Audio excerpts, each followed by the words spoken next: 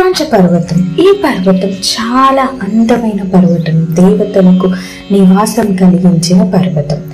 కానీ అలాగే అక్కడ దానవులకు కూడా నివాసం కలిగించిన పర్వతం కూడా ఇదే. ఆ పర్వతంలో తారకాసురుడు అనే రాక్షసుడు తపస్సు చేసి చాలా శక్తి పొంది దేవతలను ఇబ్బంది పెట్టడం మొదలుపెట్టాడు. దేవతలు అప్పుడు సరస్వతి దేవి దగ్గరికి వెళ్ళి, అమ్మ, ఈ రాక్షసుడి నుంచి మాకు రక్షణ కల్పించండి అని ప్రార్థించారు.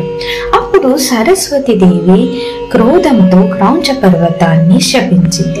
ఈ పర్వతం రాక్షసుల పాపాన్ని ధరించాలి.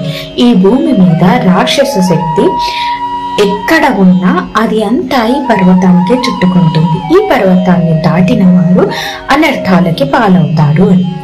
ఆమె శపించడం వల్ల క్రౌంచ పర్వతంలో ఉన్న అందం కూడా చీకటిగా మారిపోయింది. తరువాత యుగాలు గడిచాయి. కార్తికేయ స్వామి తారకాసురుణ్ణి సంహరించే సమయం వచ్చింది.